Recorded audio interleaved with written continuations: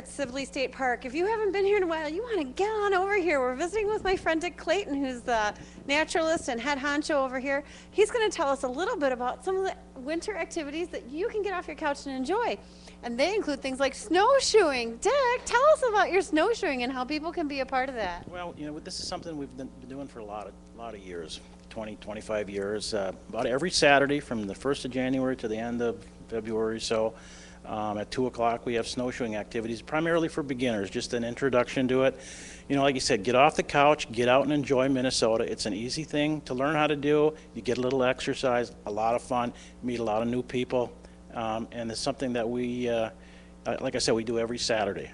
Well, if they don't know, they may think, oh, these are probably like 1949 wood snowshoes, and you have old snowshoes, but you have the modern aluminum, ready to go. You'd see at REI kind of snowshoes, and people can borrow those to learn this, right? And how much do they pay for this program? Well, the program is actually free. Everybody has to have a vehicle permit to get into the park, but the program is free.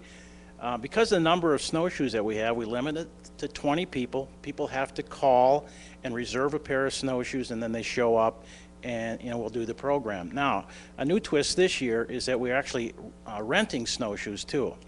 So for $6 a day, you can rent a pair of snowshoes, and then just go do your own thing out here. So it's been really, really popular. It's a nice addition to the park.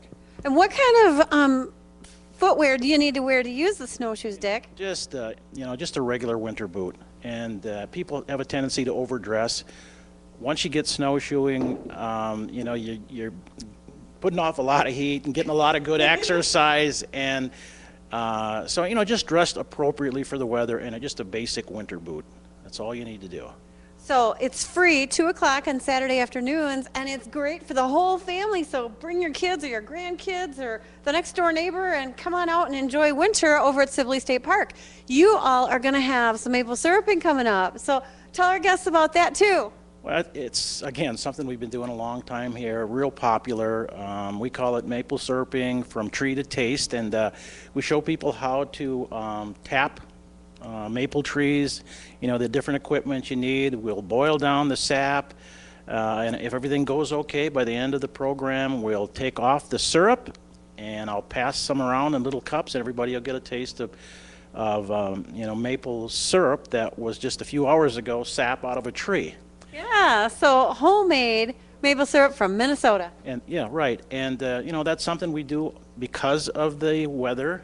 You have to do it in March and early April, so we'll be doing that in a few weeks. That's usually limited to 40 or 50 people you have to call, so people should just, check the paper, radio, those kind of things, and television, and find out when it is, and then start calling out here because it usually fills up. Okay, what is the number out here, Dick?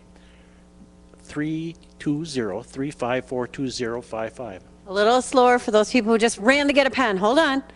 320-354-2055. Perfect. And Dick, that happens in May and April, so people can be watching for that and then sign up. But I understand you've got some additional programming coming this spring and fall, or spring and summer, and that people might want to keep their eyes open for that as well. Can you tell them a little bit about some new programs that are coming? Sure. There's going to be the old standby programs that we started a couple of years ago, like geocaching, really popular. We have live animal presentations out here, music, things like that. But we're going to do some different things this year. We're going to do a digital photography program for kids. We have digital cameras. I have one right here. And we'll be handing these out to kids. They'll be going out and taking a picture. We'll download the pictures. They'll pick one out, and then we'll print out a picture for them. So it's called a digital bridge to nature. We also have purchased some canoes, and we're going to be doing some beginning canoe lessons for people. Mm-hmm. And then we're going to do what we call a canoe adventure, where people who have some experience in canoeing will be going with us on a 1 to 2 hour canoe trip in the western area of the park, which is, it's like a wilderness area for western Minnesota. It's a beautiful area. We'll be spending an hour or two out canoeing with people. So, those are some of the new things that we're going to be doing this spring and summer and fall. Fantastic. Thank you so much for all the programs that you're offering people. We want to encourage you to find out more about all the programs at Sibley State Park. You can look online, you can look in the newspaper, Community Ed runs lots of stuff. Get out, enjoy the Minnesota winter. It's starting to get warmer out. All you have to do is stick your boots on and give a call out to Sibley, rent some snowshoes, or come for the syrup. And we want to encourage you to get active, gather your friends and family, and get out to Sibley. You're watching the Do You Know Show. All right, it is Do You Know, and it doesn't seem like we can get away from Green Lake. It's another beautiful day to be out and about in our community. Today, it is the vintage snowmobile races. Bob is joining us. Tell us everything we need to know about the races today. Yeah, we're going to run stock, mod stock, and we're going to do a 4-lane thing with a hand start. And hope that everybody has fun doing it. You know, our first year trying this out, see how everything goes, and if it works good, we're going to try it every year. Sounds good. And it looks like some of the sleds here, since we're talking about vintage, some of these look like they go back to, what, 1950, 60? Yeah, there's some older ones here, but mainly probably in the 70s, you know, later 70s, early 70s. They can be all the way up to 85 now. So, for vintage. Okay, for vintage. So what does a person have to do if they want to come out next year to race? I know there are some other races that go on, but for vintage, what do they need to do? Just get a vintage sled, 75, you know, or up to 85. They can qualify, and then we have radar runs tomorrow here too. So. All right, excellent. That's the new stuff. Well, that's right. That is the new stuff. And how fast do these sleds go compared to the ones tomorrow? Well, these will run. In the 500 feet, we're running in the 70s. 70s, 80s, some of them are.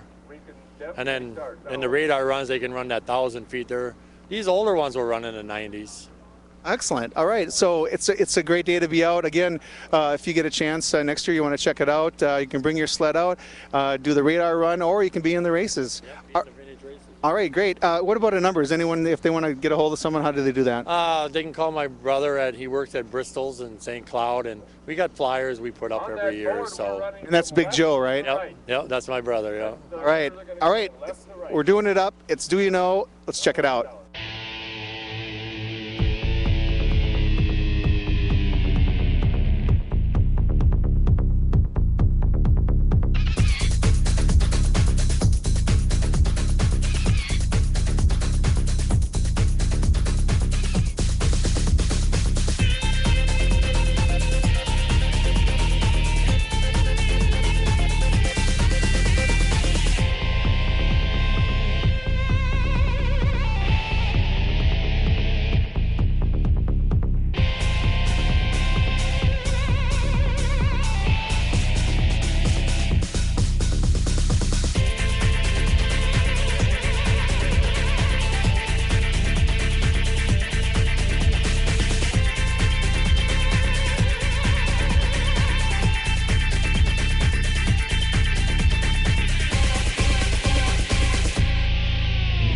Hi, everybody. We're over at Our Redeemer's Lutheran Church in Benson, Minnesota. And you may say, why are we in Benson over in Swift County?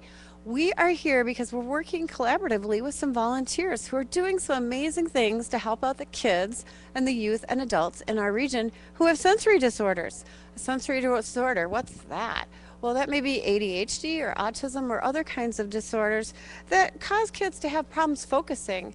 And so the volunteers over here have made some things that will help these kids to learn and grow. I'm standing here with my friend Diane Dozier over at Our Redeemer. And Diane, tell us a little bit about this project.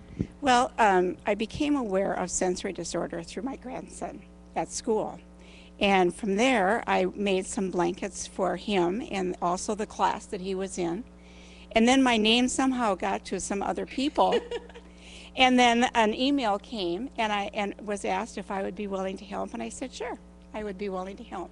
So that's how I became involved. And how did your grandson use it, and what did it help him to do? He had problems with focusing, and he was jittery, could not do well in school. And so by his teacher and his parents being so concerned about him, and they tried this weighted blankets, and it works wonderfully because he's increased in his reading abilities 2 levels. And now he's at the top of his class rather than being at the lower part of his class. So that's wonderful for him, his parents, and his teacher. And so the women that you recruited to help with this project, and you want to hold up your cute froggies, and I'll hold up my little duckies. The women that you recruited are people from. They are quilters from Our Redeemers, volunteer quilters, and I invited Vera Lund and Joe Bronicky to join me in this project, and they were willing to do that. So I'm so happy that we were willing to help other children. Well, thanks, Sam. We're going to go over here to Joe and Vera, and we're going to ask you a little bit about this project. I know that there's something in here that shakes. It could be soybeans, kind of feels like sand, but you can tell our people out there, how hard was it to make this, and what'd you have to do? Well, it wasn't really that difficult once I realized what I was supposed to do. And I think I had to have my husband help me with putting the pellets in here, because I did have a few of them spread all over my kitchen counter when I was doing it. But it was fun to do. I enjoyed it. It was something different. I enjoyed it. And Vera, what about for you? My husband helped me get the beads in too, because they seemed to be scattering. But I decided to use, I dug out my old can. When I would can, I've got that cup you put on the jar before you fill. That works beautifully to fill these with. So anybody that's working with it, I would really recommend if you have one of those. Well, I understand that these are filled with plastic pellets, and that makes it so that moms and dads or teachers in schools can throw these in the wash. Right, that's true. That's very true. And I heard that sometimes they, like you mentioned, will put grain in there, but then of course you wouldn't be able to wash them. Because what would happen? You would have a large wheat plant. Yes, you would. Anything else you'd like our folks out there in Watcherland to know? It was just a fun experience to know I could just do some stitching and help someone so easily on my part. Yeah, and it was good. And I'm glad that there's a lot of kids that are going to be able to use these.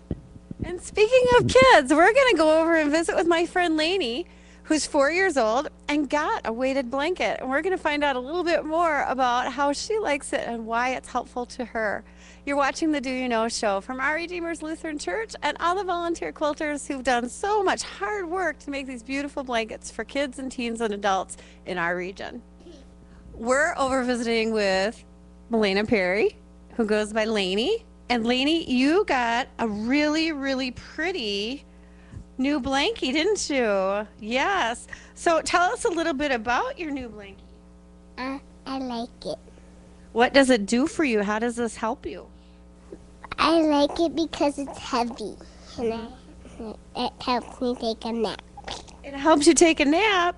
Does it help you feel secure? Yeah, Yeah. So are you glad to have this new blankie? It's pretty heavy, isn't it? yeah. Yeah. Yeah. Okay. Well, anything else you want to share about your new colorful blankie? That I like it because it's pretty. Oh, fantastic. I'm going to go over here and I'm going to visit with Lainey's grandpa, Charlie Oakes. Charlie, West Central Industries has come up with this program to help kids and teens and adults get weighted blankets who have sensory disorders or challenges. And tell us a little bit about how this is helping Lainey out.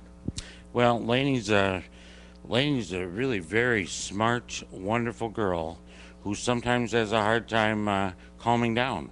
And we were particularly having problems with naps in the daytime. And it was affecting her behavior, not getting enough rest. So we tried out this blanket. It's got 15 pounds of pellets in it. And she weighs about 30 pounds, so it's about half as heavy as she is. And she started taking naps again 2 hours straight, which is just plain miraculous. And she also uses it sometimes if we're just a little too excited, and you just wrap yourself up in the blanket, and it's just sort of soothing. I really don't understand how it works, but I can tell you it really works. And she's thrilled to have it. Well, thank you. The weighted blankets were made by volunteers, as you just saw a little earlier in our segment, and we sure are glad to have the volunteers who put together such beautiful blankets for children, teens, and adults with sensory challenges or ADHD, autism, or other kinds of things. The blankets are given free to the children and to schools and social workers and special ed departments. We want to thank all the volunteers who worked with West Central Industries to put these blankets together and provide them free to those folks. And you're watching the Do You Know Show. We've been waiting for a long time. Yes, we've been waiting for a long, long time. We've been waiting for a long time. But we ain't gonna wait no more. We're getting ready to rock and roll. We're gonna 1, 2, 3, 4, 1, 2, 3. Well, there's a reason everybody should be shaking in the house tonight. And you should wear your favorite lady and promise her you do it right. Tell that Jack. All right, welcome to Dunn Brothers, one of the fine sponsors of the Stingers this year. And always, as we're doing our Stingers segments, we're joined by Ryan and we're joined by Mark, the two co-owners of the Stingers. And, you know, we're about 90 days out. June 1st is the opening of the Stingers game this year, our home opener. And the roster is looking pretty good, isn't it, Ryan?